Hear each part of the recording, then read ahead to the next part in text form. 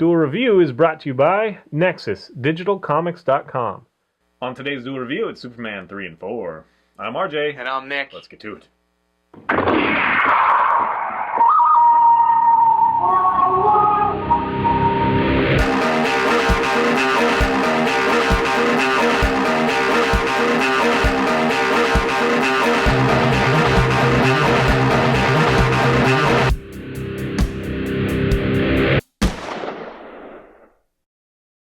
Today is the 8th of February, and we're taking a look at Superman 3 and 4. That's right. 3 came out in 1983, which was the year I was born. Yay! And this one probably got the worst reviews out of all of them, I think, which is odd because it had Richard Pryor, and I think that's really the reasoning. They put a comedian in there, and they went from a kind of serious take on Superman to just a silly kind of version of him. So in Superman 3, and this is going to be a whole lot of spoilers, basically what happens is Richard Pryor, who plays, Gus Gorman. Gus Gorman is this kind of out-of-work character. He really can't find a job anywhere, but then he just starts tinkering around on a computer and learns that he has really good programming skills, which makes absolutely no sense because programming is a language all of its own. He's just an idiot savant. Yeah. So he can do pretty much anything, and I mean anything, with a computer, and so he kind of cons his company out of a lot of money by saying, it's that whole when you're given a paycheck, technically you get like 1/10 of a penny. Office space. Yeah, they did the rounded down money actually gets rounded down into his account, or right. Whatever. So money goes missing, and the main boss, who is Robert Vaughn, who plays Ross Webster, and his sister is Vera Webster, played by Annie Ross. They realize what he's doing, and so they confront him and basically take him on as a partner to program things to happen, and it's that whole weather machine thing. Yeah, it's one of his companies that he's stealing from, and so he gets caught, but instead of punishing him, which he's all afraid of, and that's kind of a fun moment, yeah, he says, well, actually, I'm hiring you, and you're going to do this full-time kind of thing. Yeah. So Gus, or Richard Pryor, is told to reprogram a satellite to change the weather patterns in Colombia to destroy the coffee beans? Yes. Yeah, the coffee beans, and all He's this trying stuff. to corner the market, yeah. Basically the boss is. So Superman gets wind of this, and he comes over, and Richard Pryor programs a little thing to figure out what kryptonite's made of, and he tries to make it, and he substitutes tar for an unknown... Spoilers. Yeah, spoilers. And he substitutes tar for an unknown... well, I said spoiler before. Okay. For an unknown material, and so this kind of different type of kryptonite is formed. And so when Superman gets it, he starts behaving badly, like, I'm angry and stupid, and, I'm just going to... Well, he's just off. Yeah. It's the fourth one where he becomes bad, but... No, it's the third one. Is it? Yeah. The third one he gets really bad, and then that's where he splits and fights himself. The first one is where he gets sick. Yeah, the fourth Yeah, the fourth one he gets sick with Nuclear Man. So, yeah, I mean, okay, I think that's enough. We got to get through the other one as well. I actually like this one. Funny enough, I like this one the best, I think, because of Richard Pryor, probably, and because I can't pick it apart as much, because I don't think Superman does as much. So I actually kind of enjoyed it. I mean, again, I still make fun of it. I'm not a huge Superman fan. If you watched the review of 1 and 2, I really don't like Superman and all the... It's just the thing that he can do everything. Yeah. But I think 3 had enough comic relief and enough fun that I enjoyed it. Yeah, see, again, it was before computers were like a thing that people understood, so it made a little bit more sense probably that it happened. That's true. Yeah. I do have, one of my questions at the end, which we'll have a question and answer just like we did last time, with me posing questions and Nick trying to answer them, even though we're not huge Superman fans. But he has to access the computer from wherever, and then all of a sudden he can access it from anywhere. So he must have wrote a program or whatever to make it accessible. I guess that can be explained. Yeah, thank you. But anyway, it's fun. I think it's kind of fun. Yeah, it is fun, and I do like Richard Pryor. For a long time I thought that Superman being a dick and letting Lois Lane almost die, right? Right. Yeah. And then wiping her brain. He does that all the time. This one I thought was the one that was originally done by Christopher Reeve, but I was wrong. It's actually the fourth one where he has some input, and I'll get into that. Actually, I'll get into that right now. So the third one marked the end of Richard Lester's run at Superman. So he had 2, whereas Richard Donner only did the first one and part of the second one, I suppose. So after that, they all, the producers and the director, they agreed that Superman was done. This was the last run of Superman. They weren't going to do anymore, and so they sold the rights from Alexander Salkind and Ilya Salkind to Golan and Globus of Canon Films. And I'm sorry I had to write that down. But it got transferred over, because they said we're not going to do anymore, so they sold it. And so the only way Christopher Reeves would agree to reprise the role of Superman was if he had some creative input. In addition, he wanted his own movie. So that's where Street Smart came from. So if you ever watched Street Smart, that was Christopher Reeves doing. And so Superman 4, Quest for Peace, came about because Christopher Reeve had some input, and the director changed over to Sidney J. Fury. And so then that's how that happened. So this one is an interesting one because... What? Go ahead. You said interesting. I would say the worst one ever. I like this one because, it has him, in front of the all the great countries kind of sitting there. I'm going to stop nuclear warfare altogether. Basically what happens is the little boy Jeremy, who you've seen in one or two of the other movies, he's like, well, we need Superman to stop nuclear war and stop that threat. So Superman agrees to destroy all nuclear warheads by throwing them into the sun. So Lex Luthor comes back. Yeah. So Lex Luthor comes back with the aid of his nephew Lenny Luthor. Yeah. And so the scheme is essentially to take some of Superman's DNA by clipping off a piece of his hair that was found and creating this super being, this nuclear man, to stop Superman. So they do that, and sure enough, they attach it to the warhead. It gets launched. Superman stops it, throws it into the sun.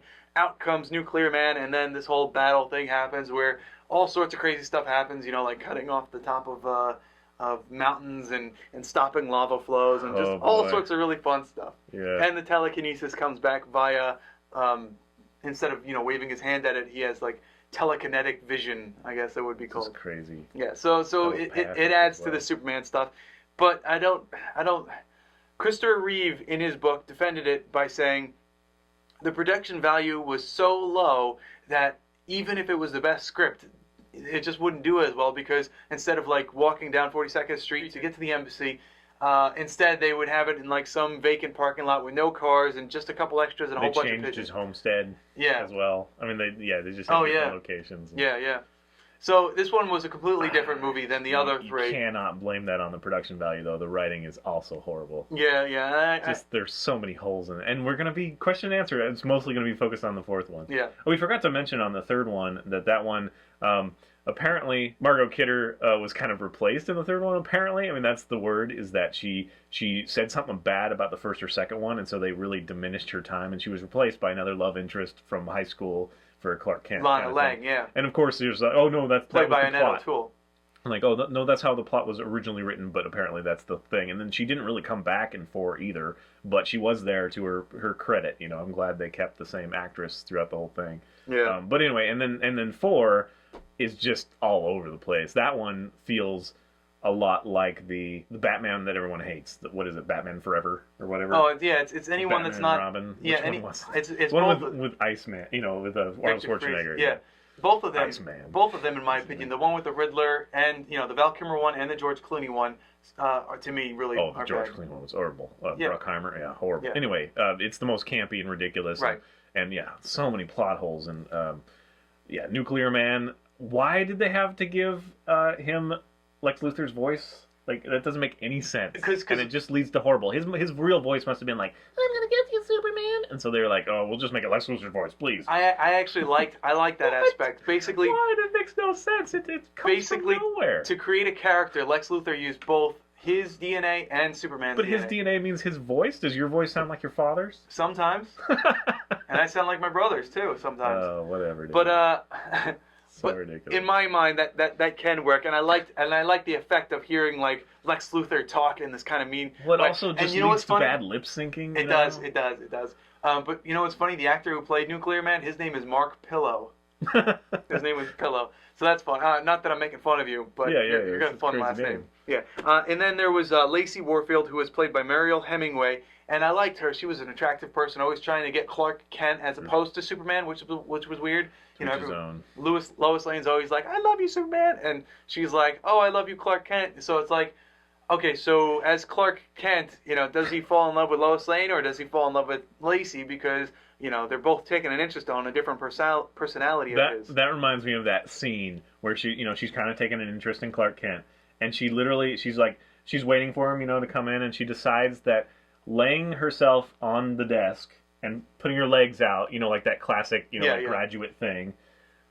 How is that natural? How would anybody walk into a room and be like, "Oh, hey, you're on the how table." You doing? She's like, "Oh, hi, oh, hi," with her legs up. She's sitting on top of the table. That's not normal. And Clark Kent was just like, "Oh, hi," Didn't even. Well, I think he's an alien, though, right?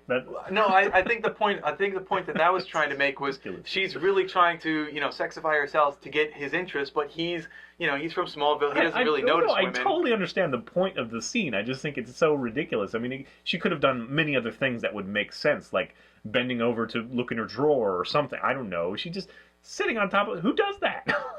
like wow, this lady's really out of touch. I do it all the time, so I don't Okay. see the difference. It's ridiculous. I just thought that was a funny moment, and that won't last in our. I don't have a question about it. I just thought it was ridiculous. Right. But anyway, yeah, that movie is crazy. It's crazy. I guess it's the cherry on the Superman cake, right? Because it's just ridiculous.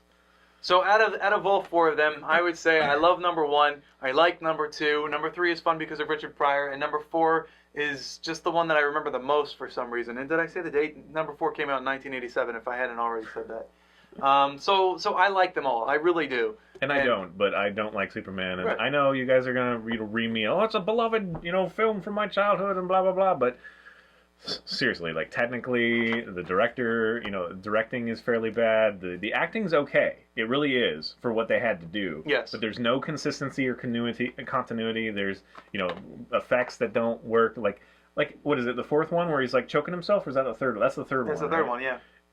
And you have this freeze frame, and you literally see his hands, and then there's like a slice here, and you see the rest of his, so they obviously superimposed an image over an image. You can't tell me they couldn't have done a little bit better. Even like a still image would have been better than that, because it was ridiculous. It's like, how was that explained? It's like, I don't know. It's just these little things that, they were doing okay with the green screen. We look at it now, and it's kind of awful, but yeah. But they were doing pretty good. Why couldn't they have done? I don't know. There's holes that they just seem like, well, we polished this part, let's just leave this part. Mm-hmm. Maybe they run out of budget. I don't know, but it's easy to pick apart if you're not super loyal to Superman. So yeah, I know you hate me, and that's fine. But yeah, they do have a very important place, especially number 1. It will always be very important that came out, yes, because it led to so much more. So I'm very grateful for that. I just don't want to ever have to watch it. That's all. That's all I'm saying. I watch them. If you guys don't know me, I have moments where I have to watch things at least once a year. I have to watch the Ghostbusters. Yes. And then every so often, every year or so, I have to watch Superman. Usually it's on TV, so I catch it there. But generally, if I don't see it and I'm like, I haven't had a Superman fix, I have to watch Superman. And then Batman, of course, the Tim Burton ones. All right, guys. Love to hear you guys support it or tear it apart if you want to. Yeah. Thanks for watching. Please subscribe to our YouTube channel and follow our great playlists. Game Live's been a lot of fun. Yes, it has. And please leave comments. We love comments. And you can help support us by buying our wares at spiderwolf.com. That's right. T-shirts, a card game, art print, short stories, and more. Stick around for our Q&A. Round 2. Yes!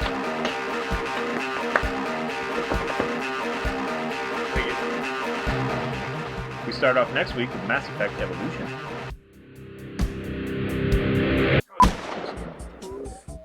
Soups. Subs. I don't like him. I don't get to call him Soups. I do.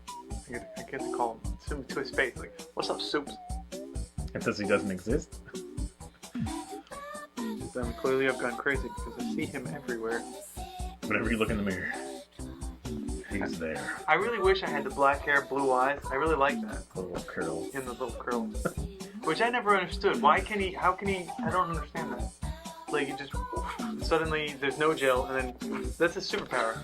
He can manifest gel into it. He's boom. Yeah, it just exudes. Yeah. Gross. Superman. I have a Superman shirt. Should I be wearing that? I guess I'll wear it for Superman Returns. The only problem is that I've worn it so much that it's got holes everywhere. Well, that just means you fought Doomsday or something, right? Yeah. It's gray with a What is that term? When it's all... Superman logo. Well, it's got a Superman logo, but it's all broken up. What the hell's the term for that? Distressed. Distressed. That's the exact term. Thank you. You ready for our second round of questioning? You You don't have to defend, because I know that 4 is mostly where they come, and you'll probably be like, just try. We'll preface that. It's like he's not the greatest Superman fan, but he's gonna try to explain to me how this is possible. I have an active imagination. I think I could do well. Just give me, I need a moment to think about it, is what happens. You started again.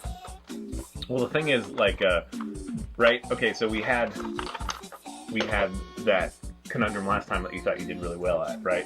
The whole catapult thing. Yes. Do forward. Okay, so then explain why that happens, and then he lets go and she plummets, and then it happens again because she was not now shot out of a catapult once he picks her back up. Yeah. Give him time. He'll remember at the end. He'll be like, oh, well, actually, because if you say that he has like a gravitational force then it's answered. That's how it does. That's how it works. But the way you were trying to explain it wouldn't make sense in that case. Even if I suspended disbelief that okay, the human body can withstand being catapulted through the air at such a velocity that she's almost flying straight, then what happened? He lets go, she plummets, and then she comes back. Yeah. Yeah. Okay. Then I'm just gonna say that he can extend his electrical field, and she gains the gravitational Point repulsion. Yeah. I don't know. That's pretty stupid. So here's round 2 of our Q&A for Superman 3 and 4. Now I'm just gonna start right off with the most prominent thing in my mind. The oil tanker. Yes. When he rips open the oil tanker and the oil gushes forth because he's being bad, he's being manipulated, and then later he comes back to repair it, right? So how is he able to blow the oil from the water back into the tanker without the water being there as well? He's able to separate the oil by blowing it and then put it back in the tanker. We don't necessarily know that he is, in fact, separating the oil. We just know that he's getting the oil area back in because you don't want the oil there. So you're saying that he's ruining the oil by putting water in there? It's better to, in my opinion, it's better. If I was Superman, I would rather ruin the oil than have, an ocean full of oil where people... So then you're thinking that at least the oil tanker must have been half full when it was... shipped out. Sure, yeah. So half of it's now water. Yeah. Okay, well that might factor into my second question. Okay. How the hell is he able to weld it shut? He welds the whole shut. He puts while he's blowing the oil, to keep it, a wall. Right. You see him, and then he uses his laser vision, his heat vision. Right. Basically, what happens? Weld the thing, and there's oil on the other side, directly on the other side. He didn't. Which means that it could explode. Yeah. Yes. Or ignite in any kind of way. Well, okay. He has freeze breath, right? So as he's blowing, and it's actually shown as he's welding, he's also blowing at the same time. So he's like, right. So he's freezing it as he's blowing, and then he's heating it. So he's just got to be careful to make sure that as he's heating, it's not because he's pushing it. And so you're saying that his breath can go beyond his heat vision, beyond the metal on the other side? Well, no, because there's still... he has to be cooling it down. Well, there's still holes, and so until he fixes the holes, the wind's just pushing it in and kind of pushing it back that way. Okay, so your contention is that he's frozen it or whatever to the point where the last part where he can't do breath anymore it's still cold enough to resist igniting. Right. Okay. Well, I'll give that one to you. Thank you. Good job. Thank you. Okay, so number 2, it also involves his heat vision, right? At one point during the 4th movie, he is frozen solid in space, and he's in a little cube. Right, I remember that. It takes him about 5 minutes to go, right? Okay? Why didn't he just use his heat vision? Why does this happens all the time? Why does not he use the simplest method that he just exhibited 5 minutes earlier to thwart the enemy?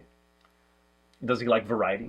Is that the deal? He likes variety, yes. I just thought it would have been instant if he had just been I think or freeze his eyeball. Well, no, like everyone else, when you're under stress, you don't think the same way. So his thinking was, I need to get out of this. I need to get out of this. Not what can I do to get out of this. And forgot that he had superpowers. Well, just sometimes you forget things.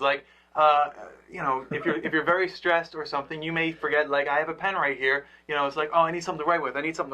I forgot that I had a pen right there. Well, okay. Well, maybe again going with his vision, maybe you can explain the moment where he goes to the Great Wall, right? And it's torn down. He's restoring it, right? Telekinesis vision. Yeah, and he literally just whoop, it's back. I didn't see bricks go into place, like his breath or anything. It just happened to like materialize. Basically, what happens is it was awesome, by the way. It was.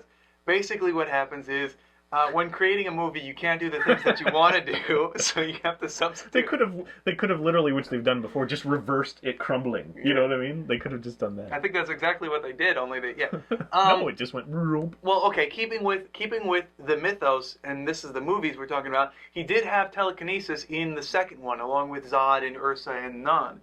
They all had telekinesis. So the only thing that changed is instead of him using his hand to do it, he used his eyes. No, but they materialized. They didn't go back into place. That's the thing, is it materialized. I was expecting you to say something like, oh, well, there are microorganisms in the air, and he just solidified it with his heat vision. I see what you're saying. And made the little dents, to make it look like bricks. well, no, but what you could do is use the same telekinesis to reconstruct the bricks that have fallen apart. They've exploded, and then boom, he makes them into bricks. Nice. That's a great power. One of his many. Okay, well, one of this version's many. I don't think the comic book character has telekinesis. Let's go back to space. Well, no, before we go that, we're going to go to one of our favorite landmarks, the Statue of Liberty. Statue of Liberty. So, does Nuclear Man also have the ability to, do the gravity thing, right? Yes, I would imagine so. Okay, so he goes off and he rips off, and he throws it towards Superman, and Superman, of course, catches it, and he's going to be putting it back into place, and he's sick, right? So even though he's sick and he's staggering and almost not flying, he's still able to put the Statue of Liberty back on its pillar, and he doesn't ever weld it. It's just kind of free there. And how did it not crush? He still had the wherewithal to keep the gravity okay with that, but not him? So it's kind of an easy question, I guess, because you could just say, oh, well, yeah, the magnetic gave field. it all to her. And yeah, the magnetic field extended. But basically, when he's sick, it's not like Kryptonite where he loses his strength. Yeah, it's just he's sick. When you're sick, you could still lift 25 pounds. Well, for him, that's the Statue of Liberty. Okay, well, I'm just saying that the stress on the Statue of Liberty would have been huge. Yes, well, I think it's not meant to lay on its side and be ushered through the air. Twice. Right. But I trust the French design. I imagine that they created a very well built woman. Perhaps Superman and France, they got together beforehand and figured it out. Yeah. All right, well, let's go back to space now. Okay. I got a couple of questions for space. Number one, how does his cape flap in space? In space there's no gravity, so anything that's moving will just continue moving. So once you leave the atmosphere, because it was moving in the atmosphere, it has no reason to stop moving. That doesn't make for redirection. That's the problem. For redirection? Because it flaps. It literally flaps. If you were saying that it would just keep going this way, that's fine, but it has a redirection. Why does it have redirection? Well, it has redirection because as he's moving, without gravity, it's going to be moving. So it hits him, and then because it has nowhere to go, it bounces back. Okay, well then why doesn't it just go over his front of his head? I think it might, and he just goes like that, but that doesn't make for good. Don't see it, or he does it really quickly. That doesn't make just for like good. taking off his clothes. Yeah. That was another question: is why does he bother going in? Why doesn't he just, he can do it so fast? Where does his clothes go? They go up his butt? Like seriously, where does his clothes go? Well, okay. Where's his cape come from? I got this one. One of Superman's powers, which was mentioned in the comics, is his hypnotism, right? So basically, because he's wearing glasses, he can hypnotize people into seeing something completely different than Superman. So his clothes are taken off, but not fully, so it's just hypnotized that he looks like Superman. Okay. Well, then why is he always fussing with his glasses and like, oh crap, putting them back on, if he can just materialize them and whatnot? I think he's doing good so far. He's answering everything, whether it makes sense or not. Okay, let's see. Why is he fussing with his glasses? Why does he always do that? Because it's part of his act. He's clumsy. Okay. All right, let's see. Also, when he is in the fourth one, he's doing the nuclear thing, right? Why doesn't he just throw every bomb directly into the sun? He does. No, he doesn't. He puts them all in a big net, right? And then he flings them around. Well, I know he does, but why doesn't he just do it one at a time? Why does he park them in a big ball in the sun if he can just throw it right directly in the sun. Why doesn't you just go boom and then go to the next one? It takes way more time to like park it nicely into a big net. And we'll get to the net in a minute. So why do we do that? Style. Well, maybe there was multiple of them and he couldn't spend the time just throwing it. Let's see. No, that doesn't really work. Let's see. Yeah. I think it's just style. Yeah, I think. And also, like, I think it's so fun that it just like goes into the sun and goes. Yeah. That's awesome. Okay, well, barring that, let's just say that there was a reason for him to collect them, right? Style. He made a net, right, Yes. out of cable. Where the hell did the cable come from? Well, the cable could come from anywhere. What? So he stole it? What a bastard! Or did he spin it from his ass like a spider? Well, technically, a spider doesn't spin it from its ass, Whatever. but yes, I know what you're Where saying. did it come from? Uh, That's what I want to know. Where did he steal that from? I mean, maybe he went from to like the evil Russian Empire. And you're took over something. you're under the impression that people won't say yes if he asks. So if he asks someone, "Can I have some cable?" So he literally had time to ask. Well, of course he could just brainwash them too. I don't think he has. Whatever. Well, it's hypnotism. I just think Brainwash. there's a he had to like weave that into a thing, which probably wouldn't have taken very long, I'm sure, but it would have taken longer than just throwing the missiles right into the. Maybe he asked his fellow superhero Bruce Wayne. Maybe he's like, "Hey, Batman, can you help me out?" That was a lot of cable. Again, I think really industrial strength. I think because he's Superman, people would be I think willing. he took down the Golden Gate Bridge. That's what I think. Bastard. Of course he put it back, I'm sure. Well, no, he threw it into the sun. He threw it into the sun. I think he just simply asked for it and people gave it to him. Okay. If Superman came and asked me for something, I'd be like, "Oh yeah, Supes, here you go." All right. Okay, so we've already talked about how Superman can take Lois Lane with him, through the air and whatever, and transfer his field and all that junk. Okay, so how is it that she can go to the friggin' North Pole and spend like a whole day there and not be cold? Like she literally is just in a regular suit and little skirt. Well, actually, that's answered in one of the movies. She's wait, actually, was that Superman Returns? Maybe that was Superman Returns, but it's commented how she forgot how warm he was. So essentially, his heat kind of adds to her. Like being around him is like being around the sun. Right, but she's like walking around way outside of him, and if he's that warm, then everything would be melting.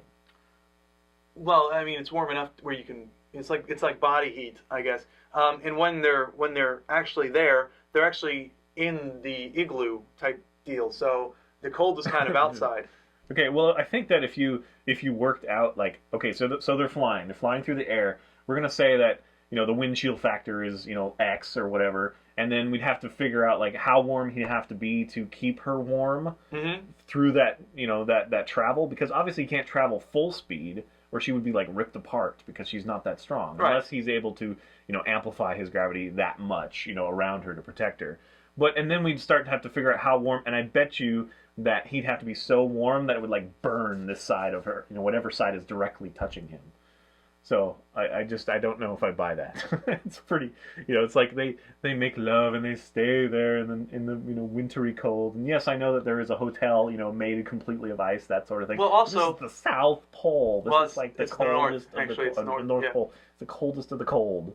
Well, then again, that building was created from Kryptonian material, or Right, but I'm not even talking. I'm talking the journey too. Right. Well, pretty damn cold, man. Yeah. I mean, if you fly, in any kind of that's another thing, is how do they breathe in that altitude? But even if you fly at a decent altitude, and you're in like California, it gets cold. It's very cold. So going extra fast through to the North Pole, I don't know how long the journey took, but boy, that would be really cold. I'm gonna say that his magnetic his field, his electric field has exudes its own heat, let's say, and so insulation. Has an insulative effect. Yeah, I'm gonna go with that. So it's just the accumulated body heat of both of them that keeps them warm. All right. Well, here are a couple more. How does he breathe in space? We're under the impression that he doesn't have to breathe. Oh, yeah? He could just hold his breath. I mean, he does so underwater. So that's your answer to that? He doesn't really need to breathe? Or does he like keep the air in his lungs or something? I would imagine he keeps his air in his lung. He could hold his breath for a while. Okay. Well, then why can the daughter of the person who took over the Daily Planet also breathe in space? And she doesn't decompress? Basically, Nuclear Man takes her into space, and I had a lot of problem with this, but if we go off of Nuclear Man's ability to extend his magnetical aura, maybe maybe he can create something where oxygen is like capsulated in there. Okay. So let's okay, go kind of with like a spider underwater. Those spiders that create air bubbles Right. around. That's what you're saying. Okay. Okay. Well, at one point they are past. She is past, so she would not have a field at that point. From Nuclear Man to Superman. You're right. And how long can someone? Well, no, you would freeze instantly. And you'd also depressurize. How does that happen? Maybe Superman projected it. He projected, but doesn't he have to be in contact with the thing? I would imagine so. Finally, one that breaks him down a little bit. Okay, well, I have seen in other sci-fi Maybe movies. she's a superhero too. We didn't know. I have seen in other sci-fi movies where, much like if you're underwater and you're rising really quickly, you exhale, and that'll help prevent depressors. I'd have to watch it again, but I'm pretty sure she's like, Superman, help me. Yeah. I can imagine that's what it would be. Okay, well, the last question, which is a huge doozy. How does he move the moon and it doesn't destroy, like, Venice? The title, it would just fuck everything up. It would just completely screw it up. And I'm just, the minute he moves that, I'm like, holy crap. Not to mention that he's already, like, frozen lava into place so people can't no longer get in their houses through the door, because it's like a couple inches of solid rock now. Well, it was either that or let them He burn. sucks. Well, I understand that, but it still sucks. He could have, like, blown it away or something. But, yeah, the moon. Seriously. Crops would be ruined, and, he already protected the coffee crop by just, like, laser beaming the ground. So, how can that happen? He would have had people like, Superman, help me, all over the world. It would have been horrible. But we did already establish. It probably would have cost like a planet fracturing earthquake or something. Because I don't think it would shift all the water from one hemisphere to the other. It's like ridiculous. Well, how much did he move the moon? Because the moon does revolve around us. Well, if you consider that the sun was here and the moon was here, that's got to be like billions of miles, millions of miles. That's like a lot of distance. Well, okay. First of all, I'm going to say that we can't really answer that one because we don't know how much the moon has moved. We can guess, but really we don't know. But if we're going to say that it did move enough where the tides have changed and destruction all over the world, then he moved it, and then he did the trick in the first one where he went back in time and fixed it. Okay. So he just hopped back and forth and just solved the problem. that's kind of the ultimate power. It's pretty cool. All right, there you go. He proved me wrong every time. Superman is awesome. It changed my mind. Yeah, love him if you love him, hate him if you hate him. Okay.